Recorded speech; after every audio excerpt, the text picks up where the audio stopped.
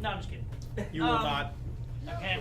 Not with these folks. I will never have order in all of There will be no. But I am once again Leonard, your long-suffering moderator, and this panel is Board Game Design 101.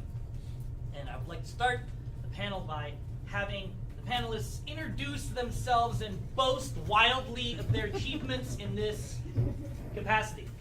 Starting with Kevin Nunn, who has designed. No, I'm just kidding. You can introduce yourself. I have designed many and varied and sundry games. I wrote my first game. The first thing I wrote was a role-playing game, actually, and that was in 1980. And then I think I wrote my first board game, card game, probably around 1983. And so I've just had the bug. And then it was in 2000 that I decided to make it a profession.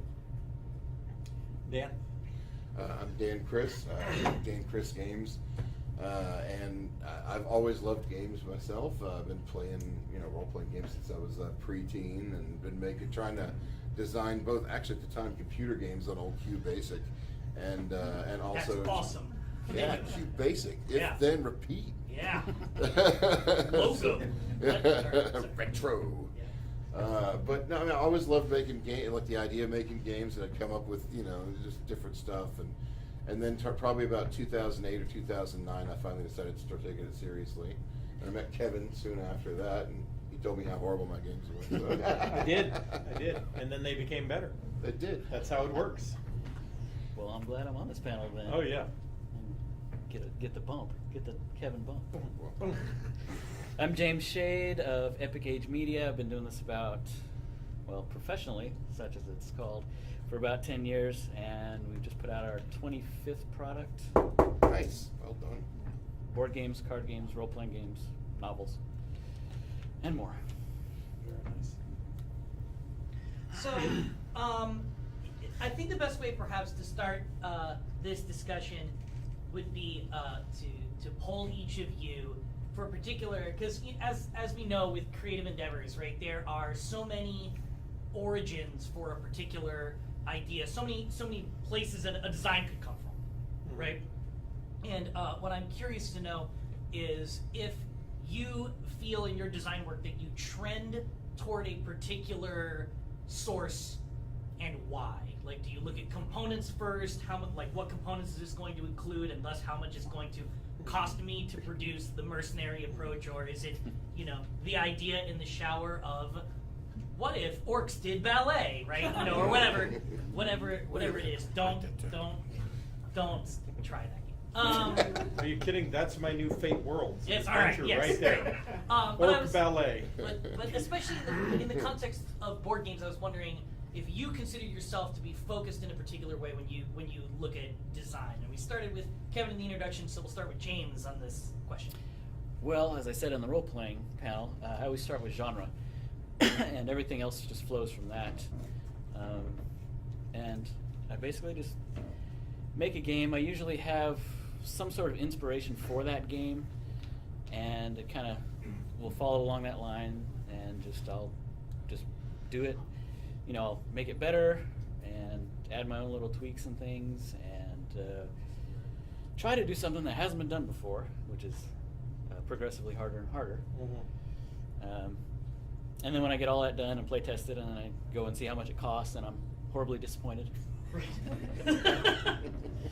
So would you say, just to clarify, would you say that a lot of your design work focuses around trying to realize or express genre tropes in a board game form? That's fair to say. Okay. Cool. For me, it can start a number of ways. Sometimes I can think of a mechanic, and I'm like, oh, this would be cool. And then I try and think of what theme it would really fit. Where does this fit in? What does this really express in a, real world or fantasy real world situation or whatever? But more times than not, it's usually, I like starting with theme, personally, just because I want to know what experience I'm trying to have sitting at that table. And so what experience I want there, of course, by, proxy, for my player to have when they're sitting there at the table.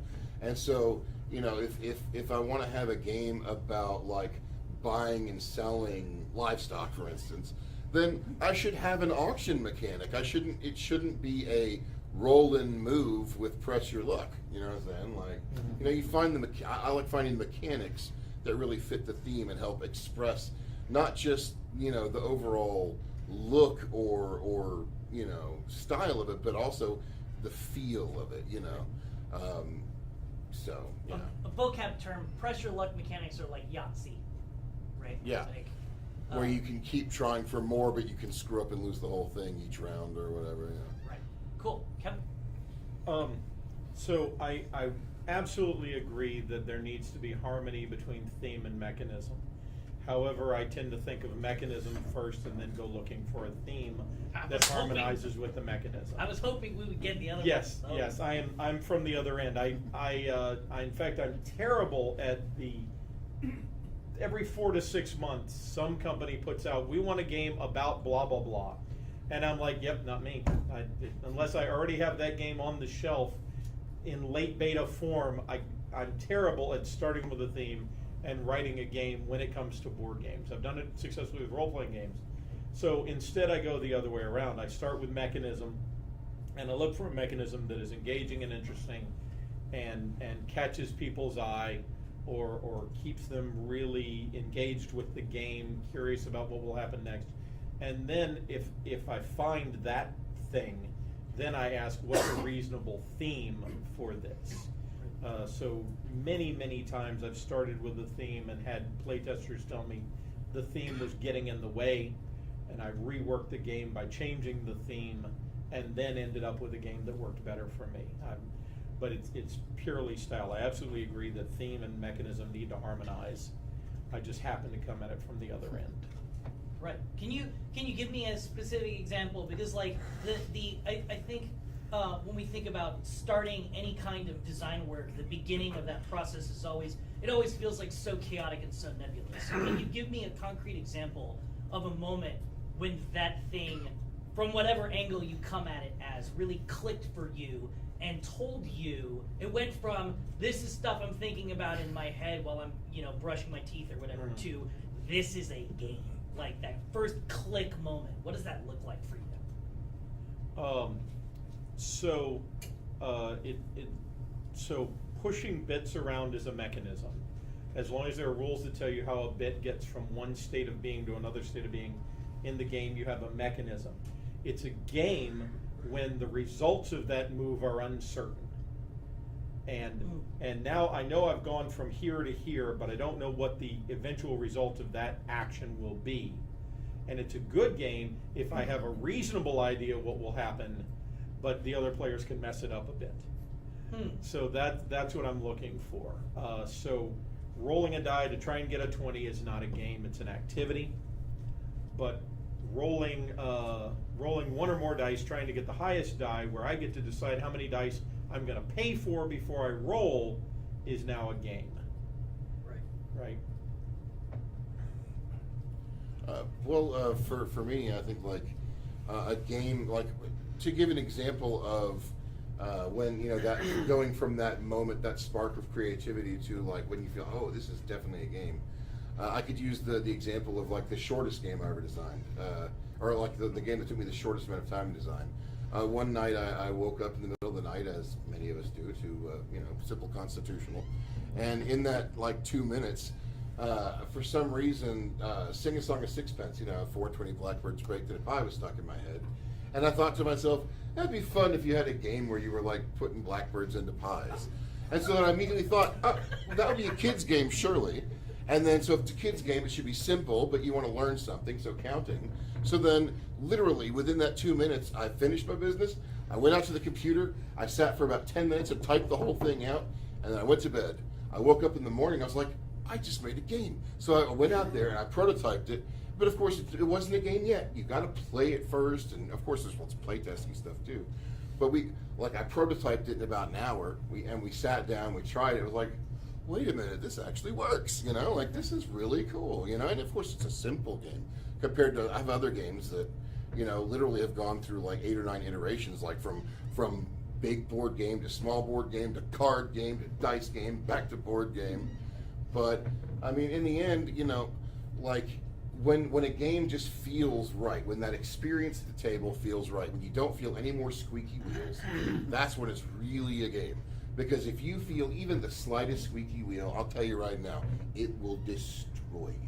Like, it doesn't matter if it does it sooner or later, but it's always worth it to just, I mean, even if you have to just scorched earth, go all the way back to drawing board, and start making basically a new game with all the ideas you had from the previous incarnations, it's still always worth it, in my opinion, to, you know, start back over and just keep going until every last squeaky wheel is dressed.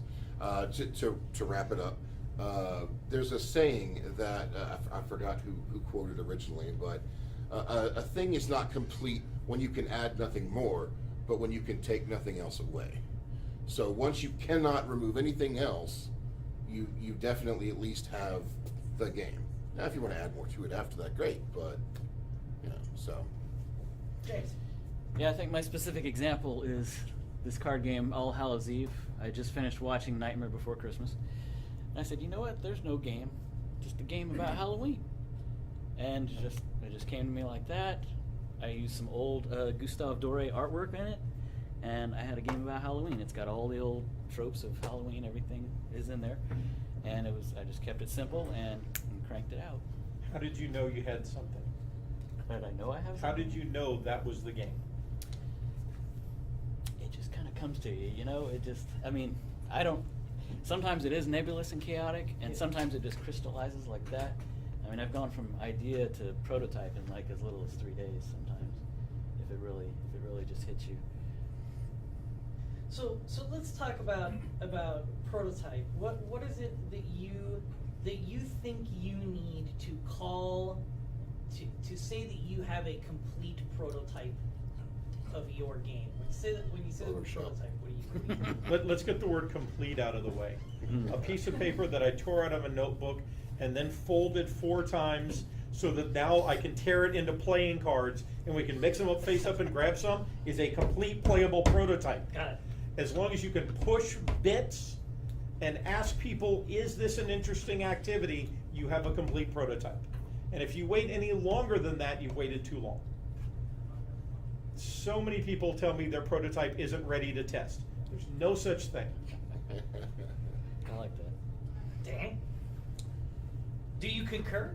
Well, I definitely, of course. Yes, I do. No, I agree that a prototype is like should always be ready to test. But for instance, like if I'm taking the time to drive up to Houston to come visit Kevin or someone and to come show him some new game prototype I'm working on, if I've got another game in the car that is a prototype, but I already know there's a lot of broken stuff about it, and I already know how I want to fix it, and I just haven't gotten a chance to go back and fix it yet, then it's no longer, to me, really a prototype worth testing when I've got other ones that I want to show off. But there's a caveat in there that you've already identified what isn't working and what you want to Sure, change. absolutely. The caveat is not, is it pretty? Right, The yeah, of caveat course. is, do I know what I need to do next? Yeah. I'm used to dealing with not pretty. Oh, well, I don't know why you're Aw. gorgeous. Yeah, I like the hair. Right? I missed mine. What was I thinking? Oh, I was thinking You it think was it's hot. hot? That's exactly correct. Tired of being too hot. I was right? tired of being too hot. James, any additional thoughts before this goes into a track that we don't want to? It's getting a Hot little in the personal. bathroom so far.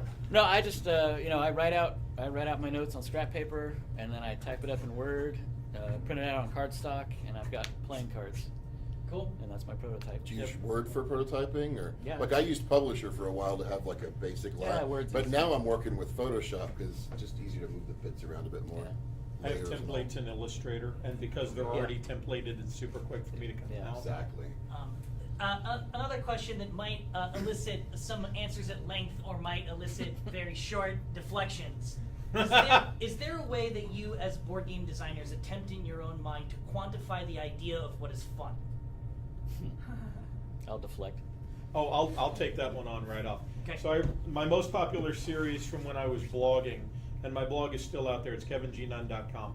There's a series on core engagement, and I would like to destroy the word fun from the conversation. Great. Because seeking fun has gotten in the way of so many good games. I will take the quintessential example, chess is not fun. It is extremely satisfying. It is a wonderful intellectual exercise. It is highly engaging, but it is not fun. Nobody has ever gone, whoopee, chess. Those words just do not appear in the same paragraph.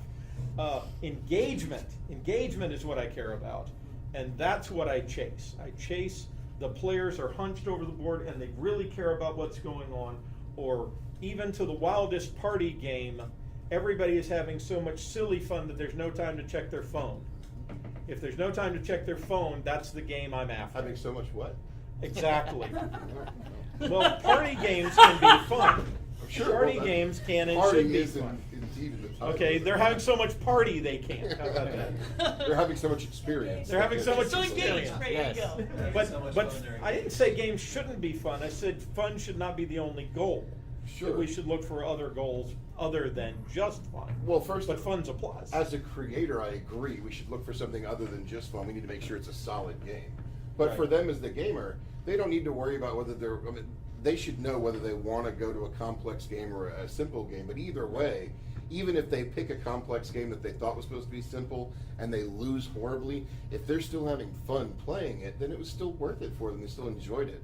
Of course, and that fun or that enjoyment can still be from solving a puzzle or trying to figure out, how it all comes together, or even just learning it, but it can be fun. Like, I have gone, ooh, yippee, let's play some chess. So I'm a weird guy. I get And James deflected on the. I did. Do you wish to recant your deflection, or are you going to stay? No, that's fine. I mean, it's like you said. I mean, it's for me. It keeps any game that keeps my mind going and engaged is a good game. If it immerses you and you care about what's going to happen next, and you're not checking your phone or doing anything else, then yeah, that's a good game. Yeah. Cool. I have one more question before I want to start turning it to questions from the audience to answer specific queries about the process of design, which is how do I phrase this? Are there core skills, core sort of aptitudes, whether they're like topics to learn about or whatever, that you believe are essential for somebody who is aspiring to do board game design well to possess? Yes. James, go ahead. If you want to make board games or card games or role-playing games or any kind of game, you need to play a lot of board games and card games and role-playing games.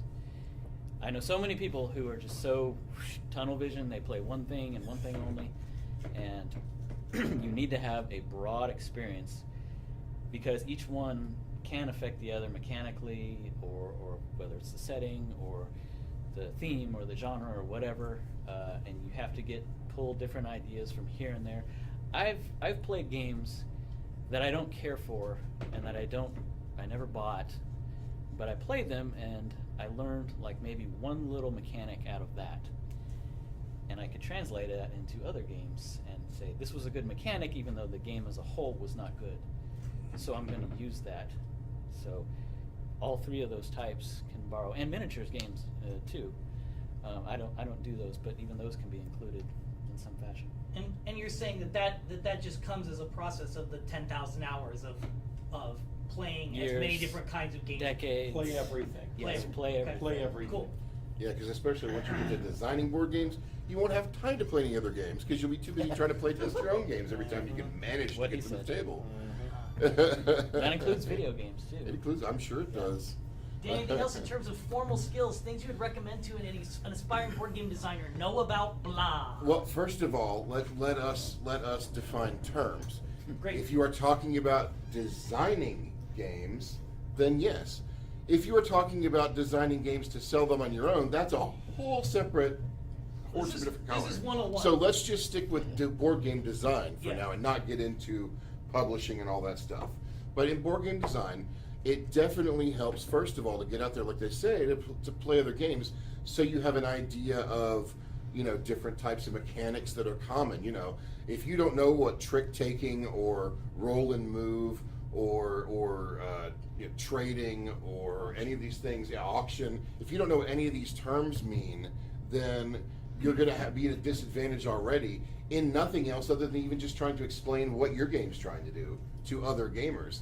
But you know, like having an experience of what all these different terminologies are can not only help you to understand where other games are coming from, it'll help you evaluate them, you know, from a more you know, designer perspective, but then it'll help you also to communicate your ideas to others and to then be able to like, okay, well, I'm trying to make this, you know, pick up and move game, which is like, you know, where you pick up something from one and deliver it to another space. Well, if I know I'm trying to make a game with this mechanic, I should go check out other games with that similar mechanic, kind of see how they approached problems, think about how I'd approach the problems differently, and then start from there. But also, of course, you know, having some basic math skills, you know, or having a good computing program that can make up for basic math skills, you know. And then just generally creativity, you know, be creative. Like, and if you're not inspired, don't force it. Wait until you are. Kevin? Well, sometimes I'm not inspired and I force it, but that's a separate thing. So speaking strictly from an academic standpoint, I think it really behooves you as a game designer to have some technical writing skills, to know how to explain things clearly in as few words as possible. Depending on what you're designing, some algebra level skills are good. I don't think it ever hurts anybody to know a lot about probability, because we move a lot of bits around, and there's tons and tons of research that shows that humans have no instinct for probability. So how often you think something will happen is almost certainly wrong. And that means sometimes you have to go retreat into the corner and look at the math. And the math That is can how catch. Vegas succeeds. Right. Here's a conversation I've had with a bunch of designers on a bunch of occasions. Yes, this bad thing can happen in my game, but that only happens about one time in 1,000. Cool. You're about to print 2,500 units. That means that in on average 2.5 of the first plays of your game, this horrible thing will happen, and they will go straight to the internet and tell the planet. 1 in 1,000 is really more common than it sounds when it's my game breaks, you know. And so I think from an academic standpoint, it really behooves you to know how to write well and to know some basic arithmetic and some basic probability. Even if you're not designing games that are math heavy, building those skills will pay off. Is there a source that you would recommend? I see. I had one question. I have one more. Is there a source that you would recommend to learn game theory terms and those kinds of terms that you were talking about outside of the scope of playing a bunch of games? Like, is there formal education or any kind of reference material? Well, there's a gentleman named Kevin Nunn who has a blog with lots of great entries about. I've written a thing or three. Actually, there's an amazing book. I was going to say, non-self-aggrandizing sources. Kevin Nunn. James Math also has a good series. Jamie Stegmeyer from Stonemaier Games. I know these folks. Sorry. There's a great, and much too well. There's a great book called New Rules for Classic Games. It's quite old, but I still think it's a fantastic book. It is written with an eye toward writing variants for existing games. But the distance between writing a variant for a published game and rewriting your prototype that isn't working right is a minuscule step. Right. And that book I read in the early 80s, and it is still my top go-to book when I'm introducing game design to people. New Rules for Classic Games is the name of the book. It wasn't hard to find the last time I looked for it, although if all 20 of you go look for it right now, I'm sure it'll suddenly be hard to find, because that's how economics works. But I love it because it was fixated on, here's some games you already know, here's some variants, and the final chapter, in fact, was on what do you look for in a good variant. And again, writing a variant to a published game and tweaking your own design is very similar headspace. I want to now open up to questions from folks in the audience. If you have anything specific that we want to ask the panel about their process or how they come up with games or anything along these lines. How difficult is it to incorporate miniatures into a board game? From Not. From a Not. not. Oh, Cost perspective? perspective. Cost Even from a cost perspective, it's not. Well, they do tend to cover themselves on Kickstarter once people get wind of it. Exactly. Yeah. Oh, this game Because has miniatures. because the cost of sculpting has dropped exponentially since 3D modeling came into the fore. One of the companies I work with, they do all of their modeling in 3D. They print their test model on a 3D printer. They don't, even the molds are never hand sculpted. They send the details in some digital format to the manufacturer. The manufacturer has a bot carve out the mold, so no hands touch the physical object, and they don't go through the many iterations that fabrication used to require. Not. It's certainly no harder than designing a new custom wooden meeple, and it sells more units. You had a question? Yeah, I had a general one about what level of complexity you guys usually shoot for. For years I've been thinking about like a space agency game, like you run like a NASA or something, but you know, I work at NASA and there's a lot of people they all have their own opinions on how complex a game like that should be. And what do you advise? I've played and written the Spectrum. Yeah. My fastest game plays in 3 minutes a hand, and my longest game is 3 hours. And when it comes to space exploration, I've seen several different levels of complexity game. There's some that are very quick about it, and then there's some that are extremely detailed and have worked in a great deal of the physics models that include things like the Lagrange points in the paths for the craft to travel. So there's not a one right answer to the question.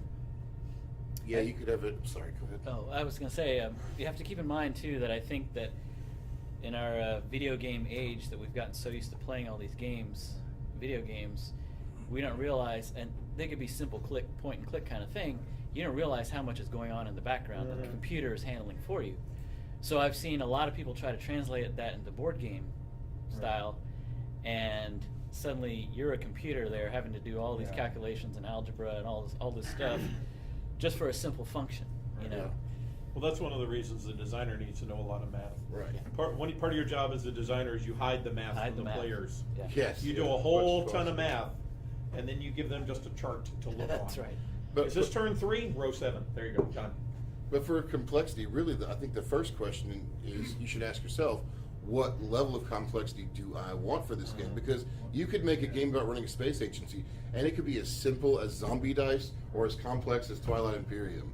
So you have to figure out what kind of fun you want to have with it, what kind of experience you and by proxy your players want to have when you sit down to play it. So if you want something that you can carry around in your pocket and play while you're at work, you know, like, then make it a simple dice game or a simple card game. If you want something instead that you're going to sit down with some friends that are really interested in the game and you're going to sit for hours and like really work at it or something, then you know, go for a more complex game and don't be afraid. Don't spare detail, you know.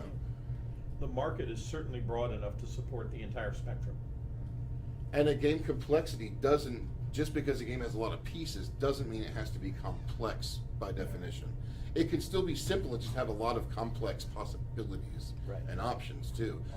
It's still a key to keep your basic choices as simple as possible for the players. Even if you have 10 different choices, you know, just help them understand what each of those choices means and give it to them with simple mechanics, and it'll be easier for them to approach it.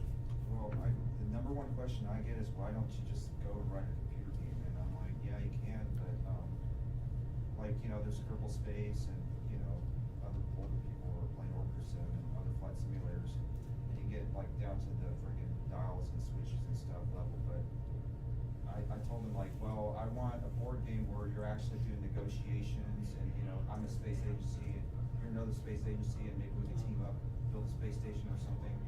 So do you guys get a lot of questions about, like, why don't you just make a video game out of it? I never get that question. Yeah. I literally never get that question. Most of the people at my end of the hobby have already been in one end and out the other of computer gaming, and they now want analog activities.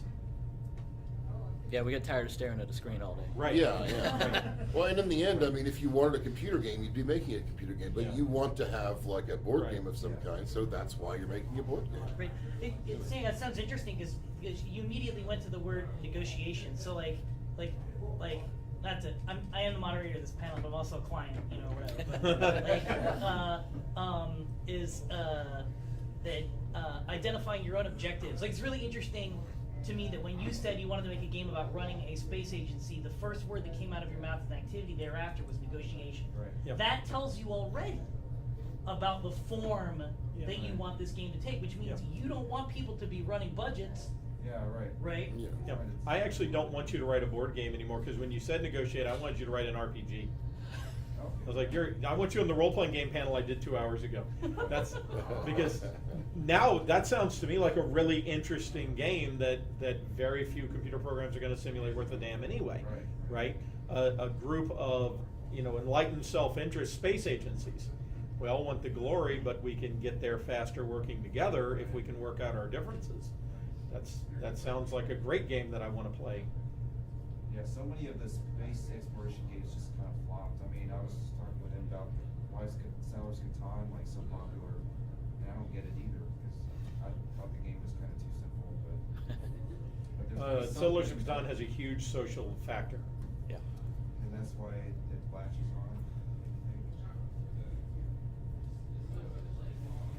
And it's something different than Monopoly, I think, is the way that latched on. Well, Monopoly has a huge social factor too. Its social Right. factor Yeah. usually results in people choosing to do something else. Yeah. Right. Many friends. We're falling asleep. Many friends have been lost. That's diplomacy. That's also right. The game that I shake hands and say no hard feelings with to every single player before I play. No hard feelings, no hard feelings, no hard feelings, no hard feelings. Okay, let's play. Any other questions from folks? Yes, sir. What are y'all's favorite mechanics? Like, if you had to pick a favorite. Well, I got this guy that works on my card down in, no, sorry.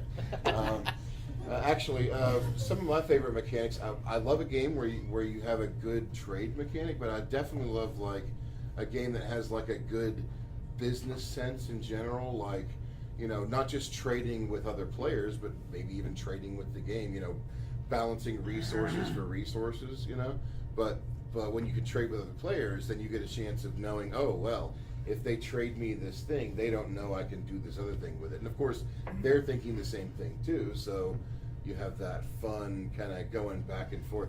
And also, I gotta say, I do love engine builders just because they're fun to watch come together, like as you're going. For those of you who don't know, engine builders are where you're putting out new pieces each round that help to progress further. You build more, gain more resources as you go because of combinations put out by the stuff you're playing and spending resources on. But yeah, engine builders are so much fun, I think. I think one key factor that I've hit upon, and this includes Settlers of Catan too, is if you can make a game where every single player is involved every single turn, then that's a good one.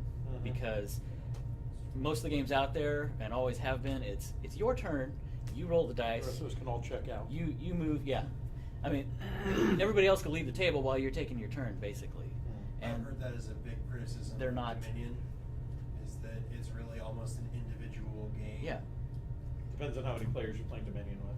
Yeah. 2 players, it's super tight. The more players you add, the more chaos it adds in between turns. But yeah, that's certainly something. The multiplayer solitaire accusation Yeah. can get pointed at a lot of games. Yeah. Absolutely. Well, some people say that about Tavern Masters too, for instance. But you're taking your turns. How I tried to mitigate that was you're taking your turns simultaneously. Like, oh, it's day phase. Everyone's taking their turn at the same time. But that also mean I had to find ways to avoid it where people couldn't really just cheat.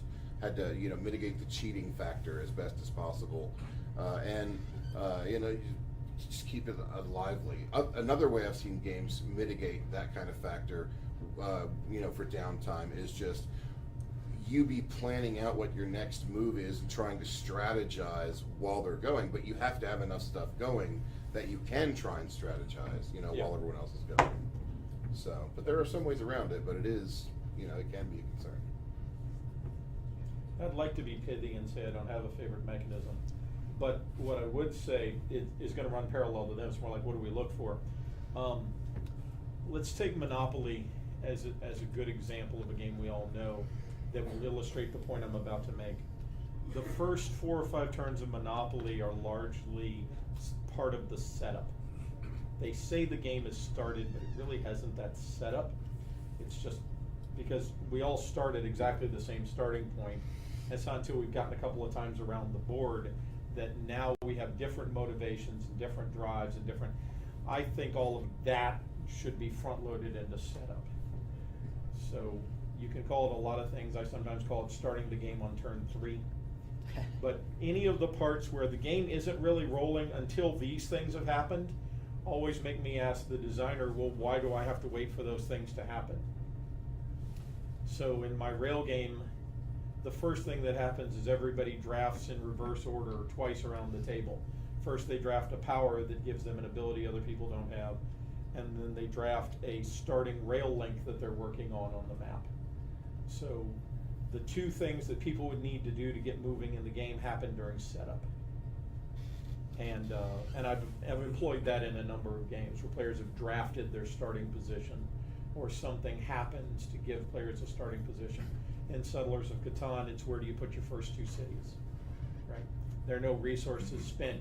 Everybody starts with 2 cities, go around the table, now horseshoe back, now we play, because the game isn't interesting until after that's happened. Well, actually, it was that very advice. He was actually the one that gave me the advice to open Tavern Masters with the drafting mechanic. Because at the beginning, you're drawing your tavern goods or whatever for your first round of play. But, you don't really get a lot of choice in what you're building your tavern with other than just what you have in your hand. But Kevin played it. He was like, well, why not draft the first round so you can kind of, get more of a start that you want. And it was like, I think that's great. Did I say that? You did. Brilliant. You did. Great job. I'm Very smart. Thanks for the great money-making idea. I like that. Yeah, well, he's given me some good I wish I would take my own advice. advice. Yeah, really. Other questions? How much does art factor in cost-wise to the total cost of? How much does what? How much does artwork Oh, play into the total cost of? Dan, that's all you, baby. Sure. God, art. Well, I mean, sure. Art is actually my only expense, and it's a big expense. You don't pay for printing? Wow, how do you manage that? Well, it's print on demand. Yeah. Oh, nice. Yeah. Okay. There we go. So yeah, it's pretty much my only expense, other than getting the prototype proof copy and all that stuff. But it can be big, and you can go crazy, spend thousands of dollars on art if you want to. Do you recommend what is best practice methods to finding good quality artists that you found successful? Well, I just look online. I mean, DeviantArt is got pretty much everybody up there, and you just go and look until you find something. I mean, you can go people who have published stuff. You can look at their, and call up that author, or that artist, and see if maybe. Like websites like Board Game Geek, sometimes it's the artist. Yeah. Yeah. Yeah, they've That started. too. When I first got my first game together, Cthulhu the Great Old One, I actually approached an artist who I'd actually bought a piece of art from before. He's a painter, and this guy doesn't do digital art at all. He only paints like with oil or acrylic or whatever. And so I had to he'd scan in all the pieces he would do, and I was paying. And I actually got a really good deal. He was only charging me like about I think $100 for like black and white pieces, $250 for bigger double pieces that I was actually using for 2 separate cards, because there was a reason I wanted the cards to like make the same art when they came together. But that was just the first one. But that was that had licensing and stuff with it too, to where I could use it for the game. But any promo stuff after the Kickstarter, I'd have to like talk to him about and pay extra on. I then moved on to another artist for Tavern Masters, who I did work for hire. Like I hired him work for hire, which I got to tell you, if you're really serious about trying to put out games, like trying to actually publish games, like you really want to find artists that you can afford. Number one, and if you're paying more than $50-$60 for a piece of art, you might be spending too much, especially if it's one of your first games, unless you just really feel it needs to have the most amazing art and you don't need a house. But work for hire means that whenever they create that art, you own it as the publisher because you were hiring them to make it for you. Whereas independent, like contractors, it can still be work for hire with an independent contractor and you just have all the details written out. But if you don't have that in there, they own that art and they can tell you in the contract, and if it's not in the contract, they can tell you what you can or can't do with it. And so, you know, especially if you're an independent publisher, you want to own as much of your own art as possible so you can use it to monetize. Like when my Cthulhu game, I paid about 15 grand for all the art for Cthulhu, and that's nothing compared to the I know, pictures I had. That sounds like a very reasonable number to me. Yeah, especially for a guy that paints with oil and Right. acrylic and stuff, you know. And I did get a few of the originals. They're hanging on There the you wall, go.